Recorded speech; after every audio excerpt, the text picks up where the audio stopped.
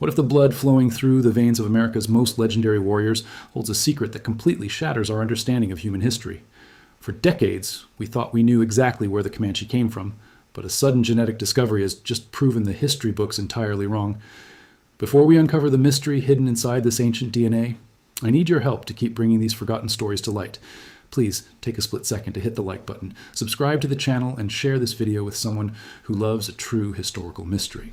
For a very long time, the story of the Comanche people was considered settled history.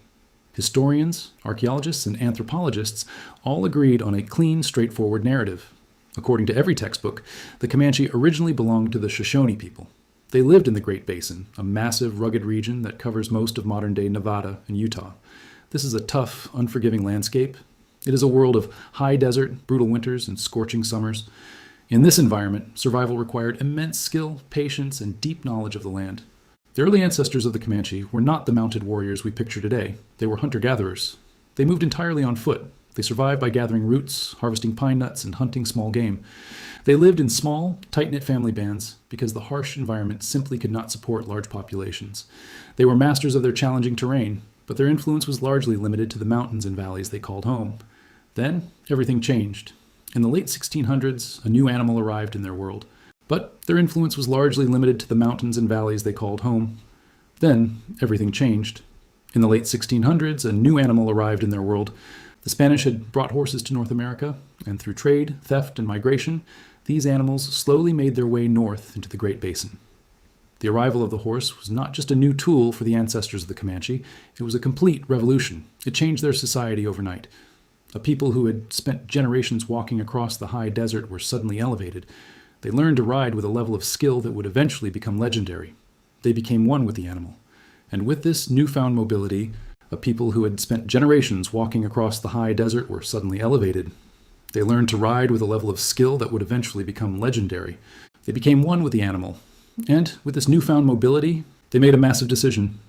They left the mountains of the Great Basin behind. They began a great migration out of the harsh desert and moved south and east. They descended onto the vast, rolling southern plains of North America. Here, the world opened up. The plains were ocean-like seas of grass, teeming with massive herds of bison. On horseback, the Comanche could hunt these massive animals with incredible efficiency. They had an endless food supply. Their population boomed. Their small family bands grew into a massive, interconnected society. Their population boomed. Their small family bands grew into a massive, interconnected society. They quickly transformed into the most formidable, powerful mounted warriors the North American continent had ever seen. They did not just live on the southern plains, they conquered them. They carved out an enormous territory that historians later named the Comancheria. This empire stretched across parts of modern-day Texas, New Mexico, Oklahoma, Kansas, and Colorado. For over a century, the Comancheria was the most powerful political and military force in the region. They dictated the terms of trade. They halted the northern expansion of the Spanish Empire. They blocked the western expansion of the French. Even the early government of the United States and the Republic of Texas were forced to treat the Comanche not as a simple tribe, but as a sovereign military superpower. They controlled the borders, the trade routes, and the resources of the southern plains with an iron grip. This is the story of the Comanche that we have always been told. It is a spectacular story of adaptation, survival, and sheer willpower. And for the most part, it is entirely true. The historical record confirms their migration. The language they speak is a branch of the Shoshone language, which proves their Great Basin roots. Everything seemed perfectly aligned. The historians were happy, the anthropologists were satisfied. The origin of the Comanche was considered a solved puzzle. But science has a funny way of ruining a perfectly tidy story. In the early 2000s, the field of genetics experienced a massive leap forward. Scientists developed new techniques to extract and read human DNA with incredible precision. They realized that by looking at the genetic code of living people, scientists developed new techniques to extract and read human DNA with incredible precision. They realized that by looking at the genetic code of living people and comparing it with the DNA extracted from ancient bones, they could trace human migration routes across the planet. They could see exactly who was related to who and how people moved across continents over thousands of years. It was only a matter of time before geneticists turned their attention to the indigenous populations of North America, hoping to build a detailed biological map of the continent's history. When researchers began analyzing modern and ancient Comanche DNA, they went in with very clear expectations. They expected the genetic data. When researchers began analyzing modern and ancient Comanche DNA, they went in with very clear expectations. They expected the genetic data to perfectly mirror the historical data. They assumed they would find a very clean, straightforward Shoshone genetic lineage.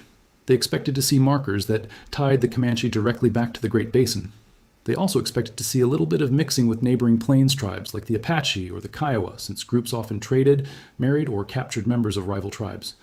They expected a population with a well-understood origin and a relatively short, easily mapped migration path. That is what they expected. But that is not what the molecules revealed. What the geneticists actually found was something that made absolutely no sense. The first strange anomaly appeared when they looked at mitochondrial DNA. This is a specific type of genetic material that is passed down only from mother to child. Because it does not mix with the father's DNA, it acts like a direct, unbroken chain leading back through the maternal line across tens of thousands of years. Scientists use mitochondrial DNA to identify what they call haplogroups. You can think of a haplogroup like a genetic barcode. It is a specific mutation that is unique to a certain group of ancient people. By reading these barcodes, scientists can trace where a person's ancestors lived long before recorded history. When they read the Comanche barcodes, they found something shocking. Certain ancient markers appeared in the Comanche samples that did not belong there. These genetic signatures had no precedent among any neighboring Shoshone population. They were not found among the people living in the Great Basin. They were not common among the Apache. They were not found in the Kiowa. They were completely missing. In the Great Basin, they were not common among the Apache. They were not found in the Kiowa. They were completely missing from every other plains culture that shared the same land. These genetic markers pointed to somewhere else entirely. They pointed to a place incredibly far away, across a massive expanse of geography and time. At first, the scientific community did what it always does when it encounters something that breaks the rules. They ignored it. In genetics, you always find a few weird results. A single strange sample could be the result of a contaminated testing kit. It could be a simple error in the lab. Scientists call this noise. You make a note of the noise in your data. You push it to the side. A single strange sample could be the result of a contaminated testing kit. It could be a simple error in the lab. Scientists call this noise. You make a note of the noise in your data, you push it to the side, and you move on with your main research. But as more Comanche DNA was sequenced, the strange markers kept appearing. They showed up again and again. They appeared at a frequency that was mathematically impossible to ignore. This was no longer just noise. This was a clear, massive signal, and it demanded an explanation. We are about to dive into the most mind-bending part of this scientific puzzle.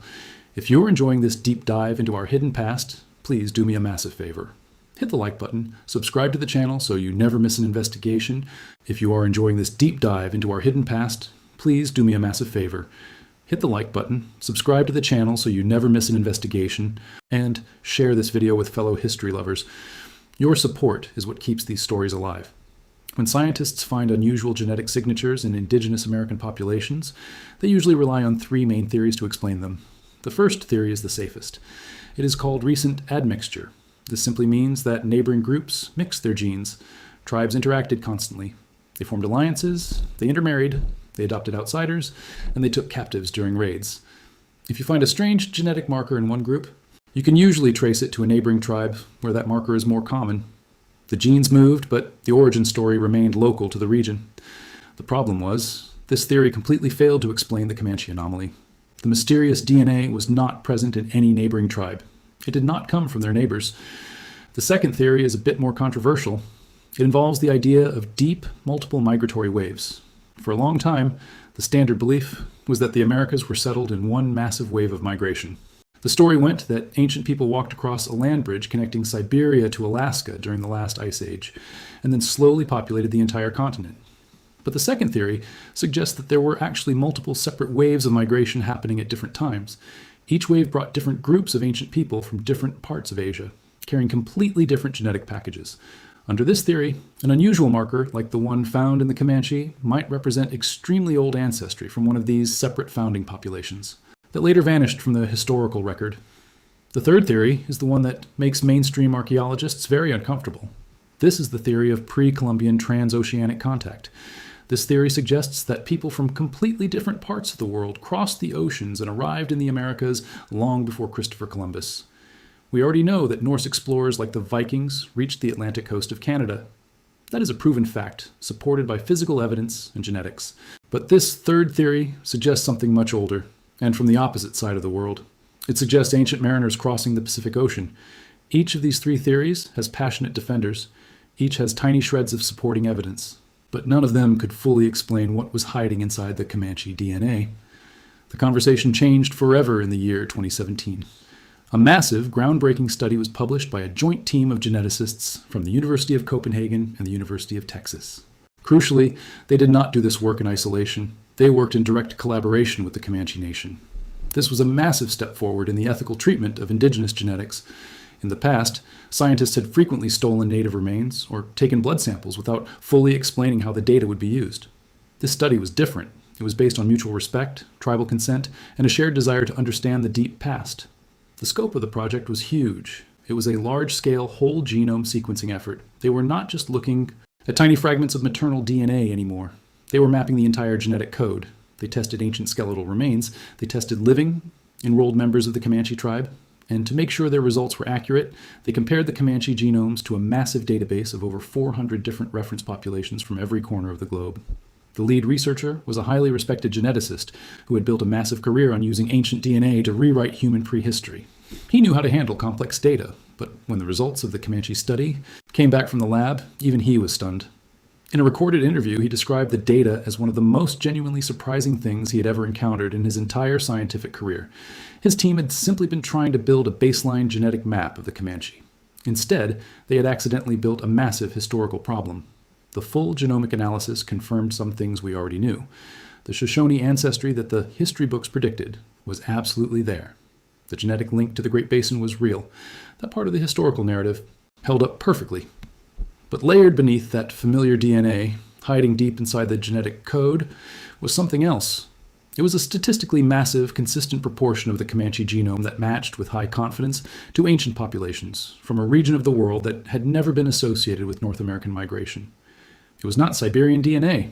It was not the standard genetic profile of the ancient people who walked across the Bering Land Bridge. The mystery DNA belonged to a specific cluster associated with ancient coastal populations from the southern arc of the Pacific Rim. To put it simply, the DNA matched the ancient ancestors of people who live today in coastal China, Japan, and the Korean Peninsula.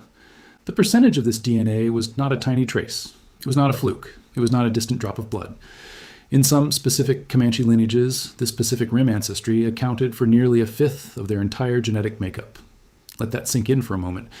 Imagine looking at a map of the world. You are looking at a tribe whose recorded history begins in the high, freezing deserts of Nevada and Utah, hundreds of miles away from any ocean. Yet, deep in their blood, they carry a massive amount of genetic ancestry from the absolute opposite edge of the Pacific Ocean. And the testing proved that this genetic mixture was not recent. It did not happen during the colonial era. It did not happen through modern global travel. The testing proved that this DNA entered the Comanche bloodline thousands and thousands of years ago. This finding did not simplify the history of the Americas. It shattered it. The research team had to propose new mechanisms to explain how this was even possible. And this is where the story gets incredibly fascinating, because how this DNA got there is just as important as the fact that it is there. The most obvious guess is direct transoceanic contact. Did ancient voyagers from the coasts of East Asia build boats, cross the massive expanse of the Pacific Ocean, and make landfall on the western coast of North America? Did they survive the journey, settle on the beaches, and slowly mix their genes with the indigenous people who eventually moved inland? This idea of Pacific crossing has been debated in dusty academic circles for decades. Most traditional archaeologists dismiss it as pure fantasy. They argue that ancient people did not have the technology to survive an open ocean voyage of that distance. But recently, genomic data from ancient tribes in coastal South America, specifically in the Amazon basin of Brazil, had started to show strange links to the Pacific Rim. The Comanche data was not the very first time Pacific DNA was found in the Americas. However, it was by far the strongest, deepest, and most undeniable signal ever found in North America. But there is a second mechanism to explain this, and it is far more complex and terrifyingly beautiful. It involves a concept known in genetics as a ghost population. To understand this discovery, you have to understand what a ghost population is. In the world of genomics, a ghost population is an ancient group of people who existed for a very long time, contributed heavily to the human gene pool, and then completely vanished from the face of the earth. They suffered population collapse, or they were violently wiped out, or they were completely absorbed by larger tribes. Their disappearance was so absolute that no living group today can claim to be their direct, pure descendants. You cannot find a ghost population by digging up their graves because we do not know where their graves are. You cannot find them by looking at their tools or their ruins, because time has erased all physical evidence of their existence. The only way you can detect a ghost population is by finding their genetic shadow hiding inside the DNA of other people. It is like seeing a footprint in dried mud, but never seeing the foot that made it. You can see the exact shape of something without ever being able to see the thing itself. As we enter the final and most emotional chapter of this ancient mystery, I want to invite you to officially join our community. If this journey has made you see history differently today, please leave a like, hit that subscribe button, and share this with your friends and family. It truly makes a world of difference for this channel. When the team in Copenhagen ran their massive computer models on the Comanche genomes, the data pointed directly to a ghost population. The computers suggested that the East Asian genetic signal did not happen because ancient Comanche ancestors walked to the beach and met people who had just stepped off a boat from Japan. Instead, it represented contact between the Comanche ancestors and an intermediary group, a ghost tribe, a totally unknown, completely vanished people who had descended from those original Pacific coastal migrants. According to the data, this ghost tribe had occupied some part of the North American interior long before the Shoshone people ever started migrating south. This completely rewrites the story of human interaction on the continent. The ancestors of the Comanche did not meet sailors from the Pacific. Instead, as they moved across the landscape over centuries, they encountered a mysterious people who were already there, a people who had come from the coastal Pacific, perhaps thousands of years earlier. This mysterious tribe had lived in the center of North America long enough to build a permanent presence. They survived, they hunted, they adapted, and then, for reasons we will never know, they began to disappear. As they faded out as a distinct cultural entity, they were absorbed into the ancestors of the Comanche. This revelation forces us to look at human history with a terrifying sense of scale. The standard, comfortable model of how North America was populated imagines a very clean, orderly process. People walked across the Bering Land Bridge, the ice melted, and they slowly walked south and east, spreading out over thousands of years. It is a neat, tidy model with solid evidence. But serious scientists always knew it was just a first draft. It was an oversimplification of a much messier reality. The Comanche DNA proves just how messier that reality was.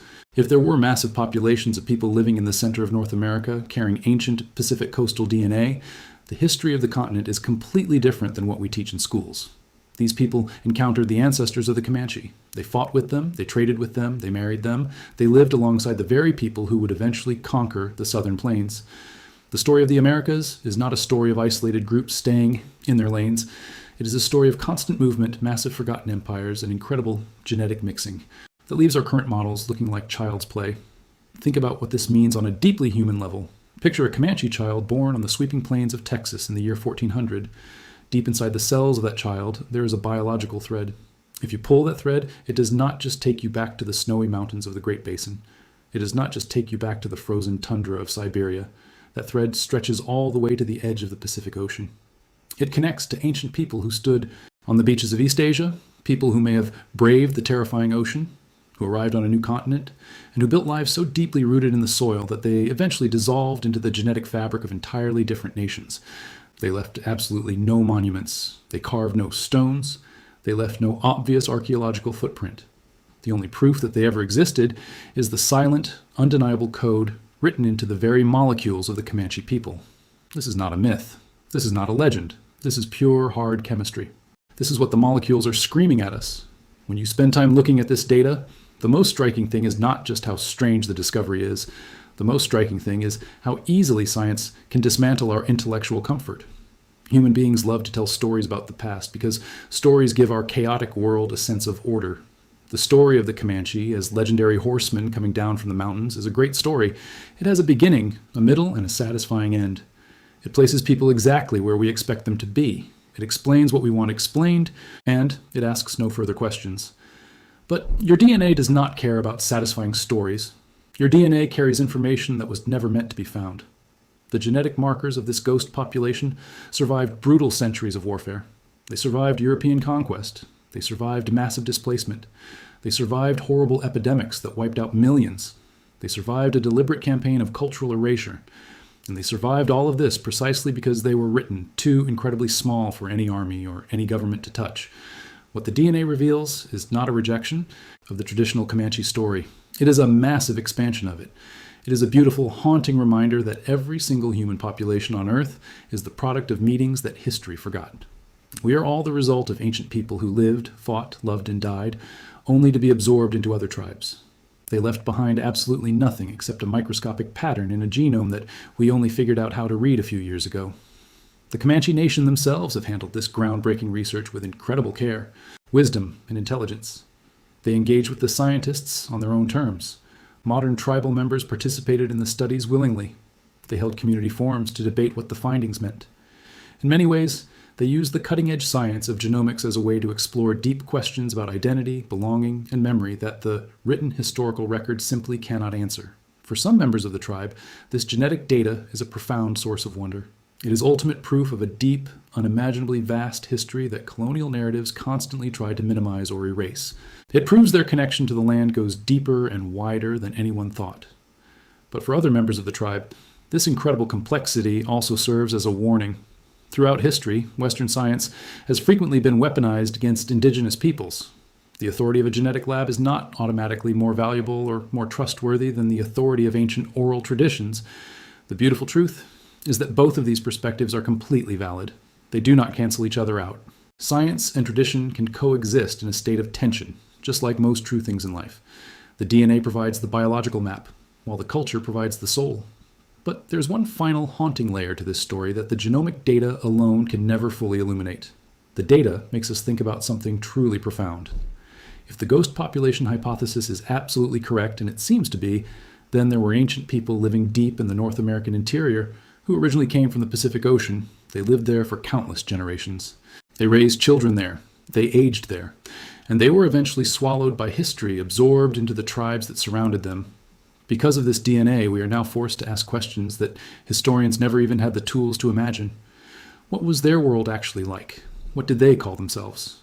We will never know their true name. We will never hear the sound of their language. We have absolutely no idea what kind of homes they built, what gods they worshipped, or how they understood the massive, endless landscape they inhabited. Not a single monument, not a single piece of pottery, not a single weapon has ever been definitively tied to them. In the eyes of traditional history, they do not exist. They survive only as a mathematical percentage hiding inside someone else's blood. And yet, despite their absolute invisibility, they were here. They were as real as you and me. They had elders who told stories around warm fires. They had young warriors who protected their families. They had mothers who sang songs to their children. They looked up at the exact same stars, shining over the exact same plains that the famous Comanche warriors would eventually ride across centuries later. And in a very real, very biological, very undeniable sense, they were the people who first made that wild, sweeping landscape a home. They are not gone. They are just hiding in plain sight.